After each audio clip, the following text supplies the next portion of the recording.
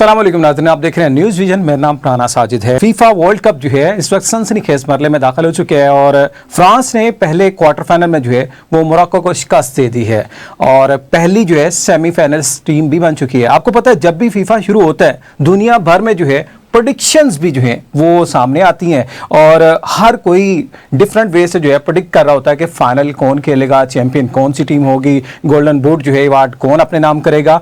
और रिसेंटली एक पेशन गोई हुई जिसकी चर्चा हुई सोशल मीडिया पे, लेकिन वो अब जो है दम तोड़ चुकी है क्योंकि इसकी रीज़न ये जिस दोनों टीमों की प्रेडिक्शन की थी सिम्पसन कार्टून की जानब से बहुत फेमस हैं और हमेशा से किसी भी बड़े इवेंट की, किसी भी बड़े साने की जो है प्रेडिक्शन जो है उसमें की जाती है। और इस दफ़ा कहा गया था 26 का जो है वर्ल्ड कप फाइनल पुर्तगाल वर्सेस मोरक्को होगा, लेकिन ऐसा नहीं हुआ और पुर्तगाल जो कि ऑलरेडी बाहर हो चुकी है और मोरक्को भी जो है बाहर हो चुकी है। और इसके साथ साथ जो है बहुत सी और प्रेडिक्शंस भी आज हम प्रोग्राम में डिस्कस करेंगे और स्पेशली वर्ल्ड कप 2026 का जो है वो फातिहा कौन होगा, चैंपियन को होगा, क्या मेसी 11 जो कि अर्जेंटीना है वो अगेन अपने इस डिफेंडिंग चैंपियन होने का जो है वो सत्ता जो है बरकरार रख पाएगी या नहीं, इस हवाले से बात करेंगे। हमारे साथ जो है माहिर एस्ट्रोलॉजिस्ट जो हैं वो सैयद मुसव्वर हुसैन जंजानी साहब मौजूद हैं। सर आपको वेलकम करते हैं। बहुत शुक्रिया आपका। सर फुटबॉल वर्ल्ड कप पूरी दुनिया में सबसे ज़्यादा खेला और देखा जाने वाला वर्ल्ड कप होता है। स्पोर्ट्स की दुनिया में जब भी बात आती है वर्ल्ड कप की, फुटबॉल की, तो दुनिया जो है अट्रैक्ट होती है। जिस तरह मैंने आगाज़ में बात की कि बहुत सी प्रेडिक्शंस की जाती हैं, बहुत सी जो है बातें की जाती हैं और कहा यह जाता है कौन कौन सी टीम जो है वो जीतेगी, लेकिन कभी कभी कहते हैं ना पेशन गोई दुरुस्त साबित होती हैं और कभी जो है वो साबित नहीं भी होती। और गुज़िश्ता वर्ल्ड कप में जो है ऑक्टोपस की जानब से भी एक पेशन गोई की गई थी और वर्ल्ड कप में जाके समुंदर के अंदर जाके वो जो है टीम्स के जो है टाइटल रखे गए थे जिसमें उसने एक टीम को जो है वो पिक किया था, लेकिन वो प्रेडिक्शन भी दुरुस्त साबित नहीं हुई थी। आज हम बात करेंगे अगेन जो क्वार्टर फाइनलिस्ट टीम जो 8 टीमें सामने आ चुकी हैं उस हवाले से। स्पेन और बेल्जियम के दरमियान आज नाज़रीन मुकाबला होगा और कल 2 मुकाबले होंगे नॉर्वे और इंग्लैंड के दरमियान, जबकि दिफाई चैंपियन अर्जेंटीना और स्विट्जरलैंड जो है आमने सामने होंगे।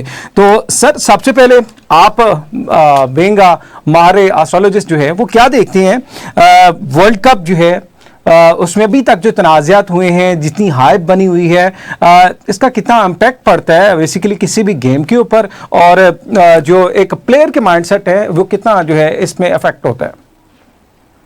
देखिए इसमें अगर हम लोग देखें तो नो डाउट जो प्रेडिक्शंस होती हैं वो बेसिकली तौर के ऊपर की जाती हैं इल्मी बुनियाद के ऊपर। आपको इल्मी बुनियाद के ऊपर जो प्रेडिक्शंस होती हैं उसमें बहुत सारी चीजें इस दफा के वर्ल्ड कप में आपने देखी कि जब से बेसिकली तौर के ऊपर एक तो थोड़ा सा रेफरल सिस्टम चेंज हो गया, फिर उसके बाद जो बीच में जो आपके मैच रेफरीज थे उनकी तरफ से बहुत सारे ऐसे फाउल्स दिए गए जो कि किसी भी तौर के ऊपर जस्टिफाइड नहीं थे और कुछ गोल्स जो है उनको गोल होने के बाद कैंसिल कर दिया गया, स्पेशली जैसे कि इजिप्ट के मैच में हुआ, एक बहुत इंपॉर्टेंट मैच था वो। तो बहुत सारी ऐसी चीजें, और इवन अगर बहुत प्रोमिनेंट नाम अगर हम लोग देखें कि अमेरिका के एक प्लेयर को जब रेड कार्ड मिलता है तो स्पेशली तौर के ऊपर ट्रम्प खुद जो है वो कॉल करके रिक्वेस्ट कर रहे हैं कि आप इसको रिव्यू कर लें।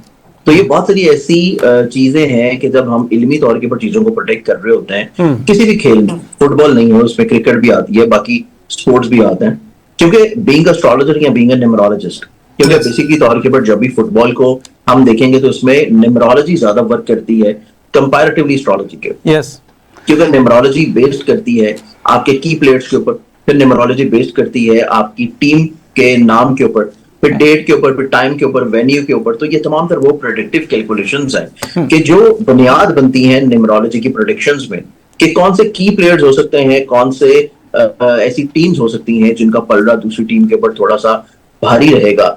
अब उसमें जब सियासत ऐड ऑन होगी, जब उसमें किसी तौर के ऊपर आपके रेफरीज जो हैं वो किसी तौर के ऊपर न्यूट्रल नहीं होंगे या किसी भी लिहाज से कुछ इस तरह की नई टेक्नोलॉजीज ऐड ऑन होंगी कि जिसे आप जस्टिफाइड नहीं कर सकेंगे, क्योंकि जो नई टेक्नोलॉजी इस दफा ऐड ऑन की गई है उस टेक्नोलॉजी के ऊपर भी अभी बहुत सारे सवालिया निशान हैं। उससे इंटरफेरेंस, सादा लफ्जों में ये बात करें कि इंटरफेरेंस अगर होगा तो वो कहीं ना कहीं कहते हैं मुदाखलत हो जाएगी, तो फिर वो रिजल्ट चेंज किया जाएगा, फिर वो चीजें बदल जाती हैं। इल्मी रिजल्ट है वो उससे बिल्कुल मुतासिर होगा। अब अगर हम मैच टू मैच बात करते हैं जो कि हमारे पास अभी टीम्स मौजूद हैं, इसमें फ्रांस ऑलरेडी आ चुका है और फ्रांस जो है वो इंशाल्लाह सेमीफाइनल खेलेगा 15 तारीख को और जो बाकी 2 अभी क्वार्टर फाइनल के मैचेस रहते हैं आज के मैचेस को निकाल के, वो होंगे 12 जुलाई। बिल्कुल। अब 12 जुलाई से पहले आज का मैच बहुत इंपॉर्टेंट है, जो कि स्पेन और बेल्जियम का मैच है। और स्पेन और बेल्जियम के मैच में अगर हम लोग देखें तो हमारे पास स्पेन के बहुत ही इंपॉर्टेंट प्लेयर हैं जो कि यमाल है। अब यमाल की बात कर लें या यमाल के साथ अगर हम लोग रोड्री की या फिर पैड्री की बात कर रहे हैं, तो ये वो की प्लेयर्स हैं जो कि आज के मैच में आपको बेल्जियम के खिलाफ बहुत अच्छा ना सिर्फ परफॉर्म करते हुए नजर आएंगे, बल्कि जो मेन आपको मैच का फैसला कुन गोल है ये भी आपको फर्स्ट हाफ में होता हुआ नजर आ जाएगा। उसके बाद जो टाइम फ्रेम चलेगा उसमें बेसिकली तौर के ऊपर फिर बेल्जियम की टीम जो है आपको किसी लिहाज से कहीं ना कहीं पे चीजों को सर्वाइवल मोड में लेकर चलती हुई नजर आएगी, किसी लिहाज से जो है चीजों को टैकल डाउन करते हुए लेकर चलती हुई नजर आएगी। लेकिन आज के मैच का जो रिजल्ट निकलता है न्यूमरोलॉजी की बुनियाद के ऊपर या कुछ की प्लेयर्स के एस्ट्रोलॉजिकली तौर के ऊपर बुनियादी चार्ट्स को देख के, तो वो किसी हद तक जो है वो स्पेन की तरफ जाता हुआ नजर आएगा। स्पेन की तरफ जा रहा है, ठीक है। स्पेन की तरफ के फ्रांस के बाद स्पेन बेसिकली तौर के बड़ी सेकंड टीम होगी जो कि सेमीफाइनल में शामिल होगी। और ये बड़ा इंपॉर्टेंट पॉइंट आपने रेज किया, और डेफिनेटली स्पेन जो है ऑलरेडी टाइटल अपने नाम कर चुकी है, लेकिन अगेन जो उसकी अगर वापसी कह रहे हैं ना हो रही है, मेरे ख्याल से 16 ईयर के बाद जो है वो नॉकआउट राउंड में पहुंची है, और उसके बाद आप जिस तरह आप सेमीफाइनल की उसकी पेशन गोई कर रही है, डेफिनेटली जो स्पेन के फुटबॉल के शायकीन है उनके लिए भी ये खुशाइन चीज़ होगी। तो सर दूसरा आगे थोड़ा सा बढ़ते हैं, और सेकेंड जो क्वार्टर फाइनल होगा इसमें नॉर्वे वर्सेस इंग्लैंड, और नॉर्वे में एक प्लेयर जो है वो सामने आए हैं इस दफा, जिनकी जो है बहुत ज्यादा इस दफा हाइप बनी हुई है, एर्लिंग हॉलैंड। और ये अभी तक गोल्डन बूट की जो है वो रेस में भी शामिल हैं, और साथ साथ जो है उनका गोल करने का अंदाज और उनकी जिस तरह से बॉडी लैंग्वेज सोशल मीडिया पर बनी हुई है, इस हवाले से भी मैं लाजमी बताइएगा। देखिए, अगर हमारे पास जो 12 तारीख का पहला मैच होगा जो कि बेसिकली तौर के ऊपर 2 बजे स्टार्ट होना है इतवार वाले दिन, इसमें नॉर्वे और इंग्लैंड आता है। अब इसमें की प्लेयर्स की अगर हम लोग बात कर लें तो नो डाउट एर्लिंग हॉलैंड जो है वो एक ऐसी शख्सियत मेरे ख्याल से नॉर्वे की तरफ से नजर आती है जो मेरे ख्याल से फुटबॉलर कम और एक वॉरियर ज्यादा नजर आता है। उनका जो गेटअप है, उनकी लुक्स हैं, उनके जो बाल हैं, उनके जो एक ऐसी शक्ल शबाहत या उनके शानों की चौड़ाई, ये बेसिकली तौर के ऊपर मेरे ख्याल से फुटबॉलर की जगह अगर जो होता है ना, एक सॉकर होती है और एक रग्बी प्लेयर्स होता है, तो ये रग्बी प्लेयर्स वाली उनकी जो है ना बॉडी लैंग्वेज होती है। अब उनके साथ साथ अगर हम लोग कंपैरेटिवली इंग्लैंड को भी देख लें, क्योंकि हमारे पास जहाँ पे इंग्लैंड भी कोई ऐसी टीम नहीं है, कोई हलवे वाली टीम नहीं है कि नॉर्वे का सिर्फ एक की प्लेयर जो है वो इंग्लैंड के बहुत बड़े बड़े नाम जिसमें हैरी केन आ जाता है, फिर उसके बाद जूड बेलिंगम आ जाता है। तो ये इंग्लैंड के वो की प्लेयर्स हैं कि किसी भी तौर के ऊपर उनसे भी गोल बचा के ले जाना बड़ा मुश्किल होता है। और डेफिनेटली तौर के ऊपर इनके जो असिस्ट करने वाले जो की प्लेयर्स हैं वो भी बहुत जो हैं, उनका रोल अभी तक के मैचेस में बहुत इंपॉर्टेंट रहा है। सिर्फ मैच करने वाले प्लेयर्स नहीं, बल्कि जो असिस्ट करते हैं आपके किसी भी एक की प्लेयर को कि वो बेसिकली तौर के ऊपर गोल कर दे। तो इस एतबार से अगर हम लोग देखें तो नो डाउट यहाँ पे नॉर्वे जो है वो किसी तौर के ऊपर सिर्फ एर्लिंग हॉलैंड की वजह से किसी लिहाज से थोड़ा सा आपको बहुत फेम में, बहुत ज्यादा स्ट्रेंथ में नजर आता है, क्योंकि इनकी तरफ से मोस्ट जो गोल्स किए गए हैं उनमें भी इनका तीसरा नंबर है।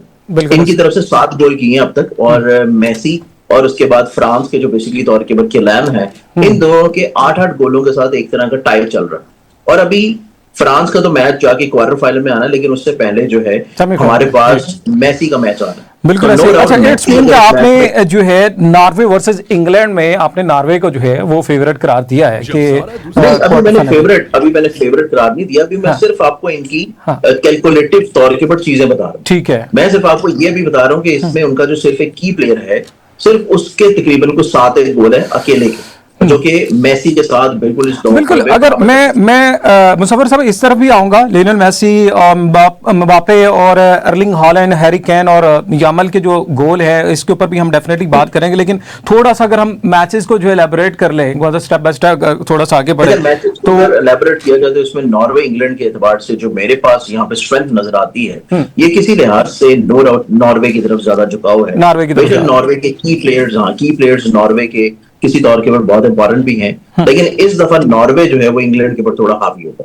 नॉर्वे इंग्लैंड के ऊपर हावी होगा। स्पेन और नॉर्वे जनाब आ चुकी हैं, मतलब जो फेवरेट तस्वर की जाती है न्यूमरोलॉजी के हवाले से। और आगे फिर आप बढ़ते हैं और मेसी 11, जी हाँ, अर्जेंटीना वर्सेस जो है स्विट्जरलैंड। अर्जेंटीना जो कि इस वर्ल्ड कप में डिफेंडिंग चैंपियन भी है और स्विट्जरलैंड के अगेंस्ट ये मैच होगा, तो पलड़ा किस तरफ जो है वो झुकाव देखते हैं। इसमें थोड़ी सी चीज़ ये ऐड कर लीजिएगा, अर्जेंटीना ने जो अपने मैचेस खेले हैं गुज़िश्ता, जिसमें इजिप्ट के खिलाफ जो मैच था बहुत ज़्यादा कंट्रोवर्शियल हुआ, उससे पहले एक नई टीम जो फर्स्ट टाइम जो है वर्ल्ड कप का हिस्सा बने थी, कैप वर्डे, उसके अगेंस्ट भी जो है बड़ा टफ कंपटीशन जो है उसको फेस करना पड़ा था। तो कहीं ना कहीं आपको लगता है कि दबाव भी होगा मेसी 11 के ऊपर भी, ठीक है, अपनी एक शनाख्त जो है कहते हैं एक अपना टाइटल उसको बरकरार भी रखना है और साथ साथ जो है वो आगे भी बढ़ना है। डेफिनेटली तौर के ऊपर नो डाउट प्रेशर बहुत ज्यादा होगा, क्योंकि ये बहुत इंपॉर्टेंट मैच है, क्वार्टर फाइनल का मैच है, और अगर ये मैच जो है वो ये विन नहीं करते तो डेफिनेटली तौर के ऊपर सेमीफाइनल में शामिल नहीं होंगे और 2026 के फुटबॉल वर्ल्ड कप से ये बाहर हो जाएंगे। लेकिन अगर हम लोग देखें तो बेसिकली तौर के ऊपर जो इनकी परफॉर्मेंस रही है, आप अगर किसी लिहाज से इजिप्ट का मैच अगर देखते हैं, बेशक वो जितना मर्जी कंट्रोवर्शियल मैच रहा हो, लेकिन आखिरी मैच के जो तकरीबन 15-1 मिनट, पूरे मैच के शुरू के 70-75 मिनट को छोड़ के जो आखिरी 15 मिनट है, उसमें अर्जेंटीना के गोल करने वाले पर्सनालिटी से हटके जो उनको असिस्ट करने वाले की प्लेयर्स थे, उनका रोल बहुत इंपॉर्टेंट रहा था। क्योंकि जो असिस्ट करने वाले की प्लेयर्स थे बेसिकली वो बुनियाद बने थे आखिरी 15 मिनट के अंदर अंदर 3 गोल एक साथ करने के। तो ये बेसिकली तौर के ऊपर इस चीज की बुनियाद बनती है कि अर्जेंटीना बेशक इस 2026 में उस तरह उभर के सामने नहीं आई, या उसके मैचेस जो हैं उतने आसान नहीं रहे जिस तरह हमेशा की तरह उसके मैचेस आसान हुआ करते थे। लेकिन इस दफा जो ये क्वार्टर फाइनल का मैच है, ये अर्जेंटीना ही विन करेगी और अर्जेंटीना सेमीफाइनल में इंशाल्लाह आपको नजर आएगी। बिल्कुल ठीक है जी, ये हमारी समझ लें कि सेमीफाइनलिस्ट जो है वो कंप्लीट हो चुकी हैं, जिसमें पहले जो है फ्रांस, फिर स्पेन, नॉर्वे और अर्जेंटीना को जो है वो प्रेडिक्ट किया जा रहा है। फिर वही मैं बात करूँ, प्रेडिक्ट किया जा रहा है, अब इसमें कोई अपसेट होता है या कोई एक ऐसा जो है वो टर्निंग पॉइंट आता है, ये तो फिर ज़ाहिर मैच के दौरान ही जाके चीज़ें पता चलेंगी। लेकिन मोस्ट फेवरेट टीमें जो है वो यही ऑलमोस्ट की ही जा रही हैं। और सर थोड़ा सा आगे बढ़ते हैं और जर्सी नंबरिंग जिस तरह आप बात करें, न्यूमेरिक्स की जो है बड़ी होती है, इसमें इंटरफेरेंस भी होती है। तो हमारे पास जो टॉप के जो प्लेयर्स हैं, जिसमें अभी तक के जो है जिस तरह मबाप्पे की बात करें, इनका भी शर्ट नंबर 10 है और मेसी ऑलरेडी 10 नंबर की जर्सी वियर करते हैं, और अर्लिंग हालैंड जो है वो 9 नंबर है और इसके साथ हैरी केन का भी 9 नंबर है। मतलब 2 प्लेयर जो हमारे वो 10 नंबर की जर्सी वियर कर रहे हैं और 2 ही जो प्लेयर है ना वो 9 नंबर की जर्सी वियर कर रहे हैं। थोड़ा सा इसको भी डिफाइन कर दीजिएगा। देखिए, अगर हम लोग 10 नंबर को देखें ना, तो 10 नंबर बेसिकली तौर के ऊपर ये सिंगुलर नंबर 1 पे ही जाता है। और 1 नंबर जो है अगर हम लोग एस्ट्रोलॉजिकल पॉइंट ऑफ व्यू से देखें या न्यूमरोलॉजिकल पॉइंट ऑफ व्यू से देखें, तो ये है बेसिकली स्ट्रेंथ का नंबर। स्ट्रेंथ का नंबर, यूनिटी का नंबर, किसी तौर के ऊपर डोमिनेट करने का नंबर। तो ये चूंकि डोमिनेटिंग नंबर है और इन्हीं 2 की प्लेयर्स में आपको अभी जो है किसी तौर के ऊपर टाई होता हुआ नजर आता है कि यही 2 की प्लेयर्स हैं जिन्होंने 8-8 गोल जो है वो किए हुए हैं। अब इसी के कंपैरेटिवली अगर आप एर्लिंग हॉलैंड को देखते हैं या आप हैरी केन को देखते हैं इंग्लैंड के, ये भी तकरीबन 7 और 6 गोल्स करके जो है इसी दौड़ में शामिल है। और दोनों की अगर हम लोग जर्सी नंबर 9 को देखें तो 9 नंबर हमारे एस्ट्रोलॉजिकल पॉइंट ऑफ व्यू से रिलेट करता है मार्स को। और मार्स जो है वो बेसिकली तौर के ऊपर एक फाइटर प्लैनेट है और ये आपके अंदर जोश और जज्बा रखता है, आपको एक्टिव रखता है, मुतहरिक रखता है और आपको आखिरी सेकंड तक और आखिरी मिनट तक आपको लड़ने की तरफ लेके जाता है कि आप किसी तौर के ऊपर हार नहीं मानते। और आप ऑन ग्राउंड हो या ग्राउंड से बाहर हो या आप किसी भी पोजीशन के ऊपर खेल रहे हो, आपको वहां पे जो जिम्मेदारी दी गई है आप उस जिम्मेदारी को बड़ी मुस्तैदी के साथ लेके चलते हैं, बहुत ही स्ट्रेंथ के साथ लेके चलते हैं, क्योंकि ये बेसिकली तौर के ऊपर फाइटिंग स्पिरिट को रिलेट करता है। तो ये दोनों जो जर्सी नंबर्स आते हैं, एक फाइटिंग स्पिरिट है और एक अपनी डोमिनेंसी को दोबारा से रिवाइव करवाने का नंबर है। ऑलराइट सर, एक पॉइंट और भी ऐड कर लेते हैं। मैं भी जिस तरह देख रहा था, रोनाल्डो डेफिनेटली वो तो बाहर हो चुके हैं इस टीम से, लेकिन उनका भी अगर जर्सी नंबर हम यहीं पे डिस्कस कर रहे हैं, CR7 के नाम से उनका ब्रांड भी और 7 नंबर के साथ वो खेलते भी हैं। और एक और जो मेरे सामने आ रहा है नीमार जूनियर, वो भी वर्ल्ड कप से आउट हो चुके हैं, लेकिन उनका भी जर्सी नंबर 10 ही है। मतलब कहीं ना कहीं ये चीज डिफाइन है। कहीं आपको जो की प्लेयर्स नजर आएंगे ना, वो आपको न्यूमेरिक नंबर चाहे अगर आपको 1 में नहीं नजर आएंगे तो वो आपको 9 में नजर आएंगे। 9 में नहीं नजर आएंगे तो वो आपको 7 में नजर आएंगे, या फिर एक और नंबर आता है और वो नंबर आता है 6। बेशक उनकी परफॉर्मेंस बहुत अच्छी ना रही हो, लेकिन वो आपको लोगों की हर दिल अजीज शख्सियत जरूर बनाएंगे। और 6 नंबर के अंदर भी जो भी की प्लेयर खेल रहा होगा, उसकी अपनी परफॉर्मेंस जैसी मर्जी हो, बेशक वो असिस्ट कर रहा है या बिल्कुल ठीक किसी है। तौर के ऊपर जो है सपोर्ट कर रहा है, लेकिन लोगों के अंदर उसकी पजीराई, एप्रिसिएशन और कहीं ना कहीं पे उसका नाम डेफिनेटली तौर के ऊपर आपको नजर आएगा। एक और प्लेयर हैं जी, उसको भी डिस्कस कर लेते हैं। फ्रांस ही के हैं, जिस तरह हमने मबाप्पे की बात की है, उस्मान डेम्बले, और इनका 1-1 मतलब 11 नंबर है। मतलब यहाँ पे थोड़ी सी मुझे जो है ट्विस्ट नज़र आ रही है। बकिया जितने प्लेयर्स भी हमने डिस्कस किए वो कहीं ना कहीं मिलके जो है वो सिंगल डिजिट में आ रहे हैं, तो ये डबल डिजिट में जा रहा है नंबर। नहीं, देखिए इसको आप डबल डिजिटिंग करेंगे, जब आप 1 और 1 को प्लस करेंगे तो ये 2 आ जाता है। ओके। 2 की तरफ लेके जाएंगे तो 2 नंबर बेसिकली तौर के ऊपर मून का नंबर होता है। और बिल्कुल। मून आपके इमोशनली तौर के ऊपर जो डिसीजन मेकर्स होते हैं, इमोशनली तौर के ऊपर आपके ऑन ग्राउंड जो आपके डिसीजंस होते हैं, उनको किसी तौर के ऊपर स्टेबल बनाता है।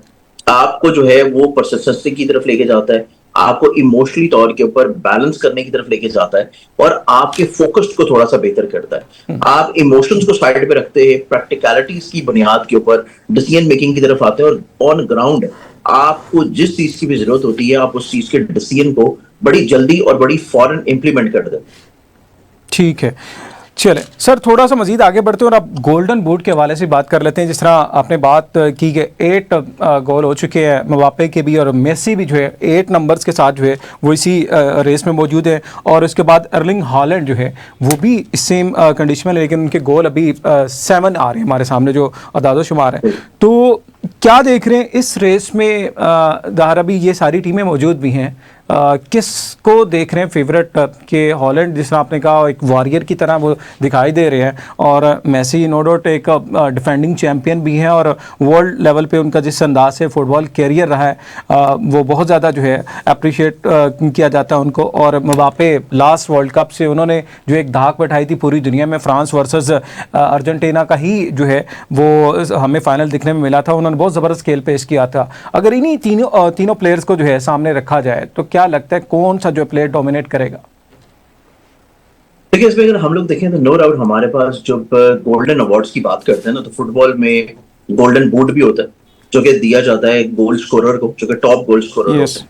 फिर उसके बाद गोल्डन बॉल के नाम से एक जो है लकब दिया जाता है, जो कि बेस्ट प्लेयर होता है, चाहे उस किए हो, लेकिन उसने असिस्ट किया हो या उसकी परफॉर्मेंस बहुत अच्छी हो। ओके। और एक मिलता है गोल्डन ग्लव, जो कि गोलकीपर्स को भी मिलता है बिल्कुल कि ठीक है। बहुत अच्छा गोलकीपर जो है वो कौन सा रहा। और फिर कुछ जो यंग प्लेयर्स होते हैं उनको भी हौसला अफजाई करने के लिए, उनके लिए भी डेफिनेटली तौर के ऊपर गोल्डन अवार्ड्स दिए जाते हैं। लेकिन अगर हम इसमें सिर्फ एक फोकस कर लें जो कि गोल्डन बूट है, गोल्डन बूट के एतबार से हमारे पास टॉप के ऊपर जो यहाँ पे गोल स्कोरर आता है, तो डेफिनेटली तौर के ऊपर गोल स्कोरर्स में मेसी के पास अभी ये एज है कि मेसी के पास अभी एक क्वार्टर फाइनल का मैच मौजूद है। बिल्कुल ठीक है। फ्रांस के जो बेसिकली तौर के ऊपर कैलान है वो ऑलरेडी सेमीफाइनल में मौजूद है। यस। अब अगर मेसी किसी भी लिहाज से 1 या 2 गोल्स इस क्वार्टर फाइनल में कर देते हैं ऊपर तो आ वो जाएंगे। 8 डिजिट से मूव कर जाएंगे 10 के ऊपर। और बिल्कुल। 10 नंबर के जो गोल का डिजिट है वो बेसिकली तौर के ऊपर पे मुश्किल हो जाएगा एर्लिंग हॉलैंड वाले के लिए भी, नॉर्वे के लिए भी, और उसके बाद किसी लिहाज से, क्योंकि इंग्लैंड या नॉर्वे में से दोनों में से जो भी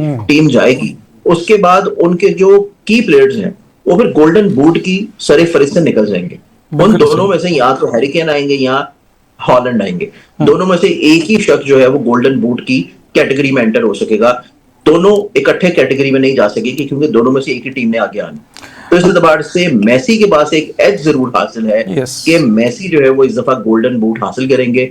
और मुझे जहां तक लग रहा है कि जिस तरह आपको रोनाल्डो जो है इस दफा बदकिस्मती के साथ उनकी टीम जो है पुर्तगाल मैच से बाहर निकली और उसके बाद उन्होंने रिटायरमेंट का ऐलान कर दिया है इंटरनेशनल फुटबॉल से।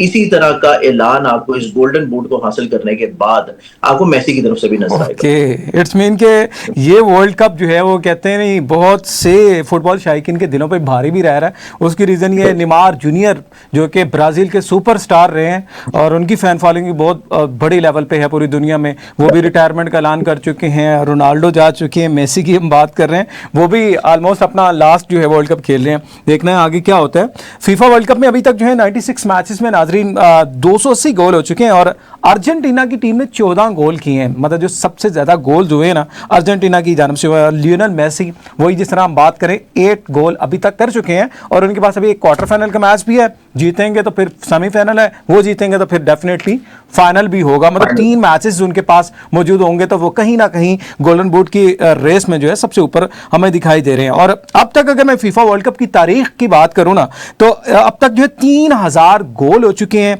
और फीफा वर्ल्ड कप 2026 में अब तक जो है 259 येलो कार्ड और 14 रेड कार्ड भी दिखाए जा चुके हैं। ये थोड़े से दादोशुमार थे, आपके सामने रखे हैं सर। ठीक है, यहाँ तक हमने डिफाइन किया है और आगे ये सेमीफाइनल में 4 टीमें आ गई हैं और क्या देख रहे हैं सेमीफाइनल में जो टाकरे होंगे वहाँ पे, और स्पेशली अगर फाइनल में हम 2 टीमें सामने रख लें, कौन सी स्ट्रॉन्ग कैंडिडेट आपको दिखाई देंगी कि जिनके दरमियान जो है वर्ल्ड कप 2026 का जो है वो फाइनल खेला जाएगा?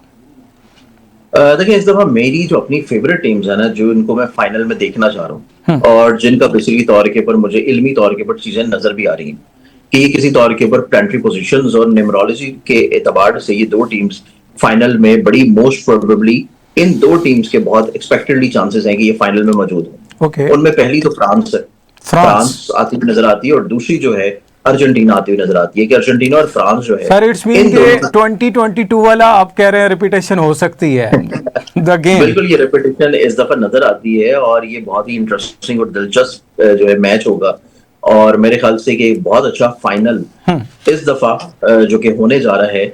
और चाहे उसमें जितनी पॉलिटिक्स हो, जितने मर्जी रेड कार्ड्स हो, जितने मर्जी जो है वो गोल स्कोर जो है वो कैंसलाइज किया जाए। आपके आंसर से पहले मुसव्वर साहब, आपके आंसर से पहले मैं एक क्वेश्चन पुट कर देता हूं, क्योंकि मुझे पता आपने जो आप प्रेडिक्ट कर देना है वो डेफिनेटली कहीं ना कहीं वो सामने आएगा। लेकिन क्या लगता है कि बदला ले पाएगी फ्रांस 2022 का? मतलब वो जो हार उनको मिली थी 2022 के वर्ल्ड कप में, अब अगेन अगर वो सामने हमने होते हैं अर्जेंटीना के, तो वो इसको जो है वो डोमिनेट कर पाएंगे, बदला ले लेंगे, या फिर जो है वो मुश्किल में आएंगे? मेरे ख्याल से नो डाउट दोनों टीम्स जो है वो बहुत स्ट्रांग है और दोनों टीम्स की स्ट्रेंथनिंग के बावजूद बेसिकली तौर के ऊपर अगर हम लोग देखें तो दोनों का फाइनल में आ जाना, फिर दोनों का फाइनल में टाकरा होना, जो कि मेरी प्रेडिक्शंस हैं और इल्मी तौर पे प्रेडिक्शंस हैं डेफिनेटली तौर के ऊपर। इस प्रेडिक्शंस को अगर हम लोग देखें तो अगर ये दोनों टीमें फाइनल में आती हैं तो मेरे ख्याल से इस दफा फ्रांस की कोशिश तो होगी बदला लेने की, लेकिन कहीं ना कहीं पे अर्जेंटीना के एक्सपेक्टेडली तौर के ऊपर चांसेस बहुत ज्यादा स्ट्रांग नजर आ रहे हैं। अर्जेंटीना फिर स्ट्रांग दिखाई दे। ठीक है मुसव्वर साहब, थोड़ा सा आगे बढ़ते हैं और क्रिकेट के हवाले से बात कर लेते हैं। और आप जो है बाबर आजम की दोबारा से वापसी हुई है नाजरीन। आपको पता है बाबर आजम जो है 2 साल 8 माह के बाद अगेन पाकिस्तान रेड बॉल के कैप्टन बने हैं और आगे 2 सीरीज हैं उनके सामने, वेस्ट इंडीज और इंग्लैंड की, और ये दोनों बड़ी टफ सीरीज हैं। और रेड बॉल की जब बात करें तो फिर एक लॉन्ग फॉर्मेट दिखाई देता है, 5 डे का ये मैच होता है और पाकिस्तान की टीम स्क्वाड भी सामने आ चुका है। तो इन शॉर्टली क्या समझते हैं, बाबर अब एज ए मेच्योर कैप्टन जो है वो दिखाई देंगे या अभी भी कोई दबाव प्रेशर उनके ऊपर होगा? देखिए, मेरे ख्याल से बाबर आजम के चार्ट की ना ऑलरेडी आई थिंक मैं किसी एक चैनल के ऊपर प्रेडिक्शंस दे रहा था पाकिस्तान की स्पोर्ट्स के ऊपर कि 2026 का जो बाकी का टाइम फ्रेम है उसमें पाकिस्तानी क्रिकेट स्पेशली तौर के ऊपर उसमें बाबर आजम का रोल क्या होगा। और ये चीज ऑलरेडी मैंने वहां पे प्रेडिक्ट की थी कि बाबर आजम का बेसिकली तौर के ऊपर जो अगला दौर है, ये दौर अब इनकी जिंदगी में एक बहुत स्टेबल, बहुत संजीदा और बहुत मेच्योरिटी का हामिल होगा। और इसी मेच्योरिटी में पहला आप यूं देखेंगे, पहला जो कॉइन है वो उछाल दिया गया है हवा में और वो है उनकी कैप्टनसी। अब इस कैप्टनसी में सिक्के का रुख जो है ये बाबर आजम की तरफ आएगा, पाकिस्तानी टीम की तरफ आएगा, सिलेक्शन कमेटी की तरफ आएगा, या सिक्के का दूसरा रुख जो है वो किसी तौर पे मायूसी की तरफ लेके जाएगा। अब इस सवालिया निशान को अगर हम लोग देखें तो नो डाउट बाबर आजम के चार्ट के एतबार से और पाकिस्तान की बेसिकली चार्ट में आप अगर स्पोर्ट्स को देखें और स्पोर्ट्स में भी स्पेशली तौर पे अगर क्रिकेट को देखें तो नो डाउट बाबर आजम की कैप्टनसी में पाकिस्तान की टीम जो है अब आपको एक बहुत संजीदगी के साथ कुछ अच्छे मैचेस जीतती हुई नजर आएगी, कुछ अच्छे टाइटल्स जो है वो अपने नाम करती हुई नजर आएगी। और अब बेसिकली तौर के ऊपर उनकी ऑन ग्राउंड फील्ड में, उनकी ऑन ग्राउंड कैप्टनसी में और ऑन ग्राउंड उनकी अपनी बैटिंग जो पोटेंशियल है उस पोटेंशियल में आप बहुत अच्छी कारकर्दगी देखेंगे और बाबर आजम के सितारे जो है इंशाल्लाह ये जाके बहुत अच्छे और बड़े स्ट्रेंथफुल स्ट्रांगली चेंज होने जा रहे हैं उनकी लाइफ में। सर ये और आप वो बड़ी जाके बड़ी कहते हैं अच्छी अच्छी बातें कर रहे हैं, अल्लाह करे ऐसा ही हो। और बाबर के फैन बहुत ज्यादा चाहते हैं कि वो परफॉर्म करें, क्योंकि जब कैप्टनसी का बोझ उनके ऊपर पड़ता है ना तो कहा यह जाता है कि वो एक अच्छे कैप्टन नहीं है। इन शॉर्टली आपको लगता है कि मतलब उनका गोल्डन डोर शुरू हो जाएगा? अब बेसिकली तौर के पर उनका एक अच्छा दौर स्टार्ट हुआ है कि वो कैप्टनसी के साथ और अपनी परफॉर्मेंस को भी उसी स्टेबिलिटी के साथ लेके चल सकें। और इसमें मरकरी ने डायरेक्ट आना है 24 जुलाई को। तो 24 जुलाई के बाद जितने भी मैचेस होंगे उनमें आपको ये दोनों जिम्मेदारियां बहुत अच्छे अंदाज में निभाते हुए नजर आएंगी। बिल्कुल ठीक है जी, बहुत शुक्रिया, थैंक यू सो मच आपका। और 25 तारीख को ये मैच पाकिस्तान खेलेगा वेस्ट इंडीज के अगेंस्ट, और वही बात है 24 को जो है मरकरी अगर आ रहा है तो फिर इट्स मीन पाकिस्तान के जो है वो क्रिकेट में अब जो है गोल्डन टाइम शुरू होने जा रहा है। स्पेशली बाबर आजम जिस अंदाज से अब कैप्टनसी करेंगे बदले हुए नजर आएंगे। उन्होंने भी कहा है कि अब जो है वो थोड़ा चेंज हो चुकी हैं, मेच्योर हो चुकी हैं, बहुत कुछ उन्होंने लर्न किया है, सीखा है। और हमारी बेस्ट विशेज है बाबर आजम के साथ, पाकिस्तान क्रिकेट टीम के साथ और दीगर जो है पाकिस्तान की स्पोर्ट्स के साथ, के पाकिस्तान इसी तरह जो है वो बेहतरी लाए और तरक्की करे। आज के प्रोग्राम से इतना ही, इजाजत दें, अल्लाह हाफिज।